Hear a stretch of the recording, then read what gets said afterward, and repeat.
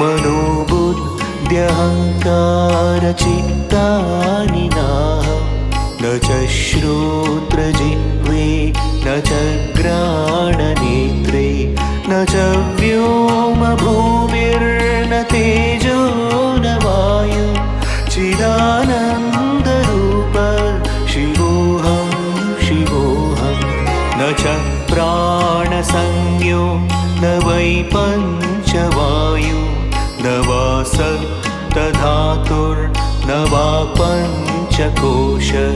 न वा पाणिपादं न चोपस्थपायु चिदानन्दरूप शिवोऽहं शिवोऽहम्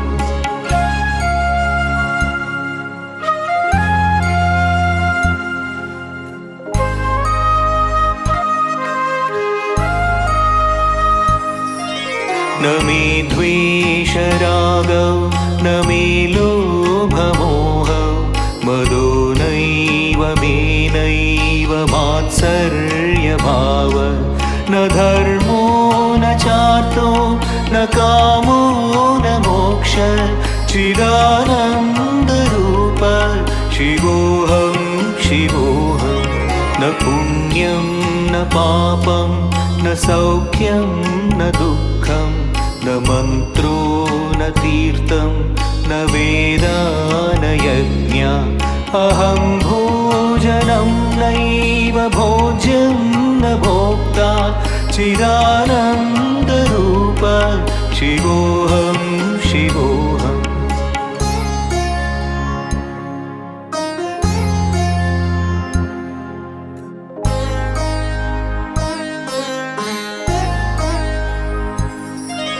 न मे मृत्युशङ्का न मे जातिभेद पिता नैव मे नैव माता न जन्मा न बन्धुर्न मित्रं गुरुर्नैव शिष्य चिदानन्दरूप शिवोऽहं शिवोऽहम् अहं निर्विकल्पो निराकाररूपो विभुत्वच्च सर्वत्र सर्वेन्द्रियाणां न च सङ्गतं नैव मुक्तिर्न मेय चिदानन्दरूप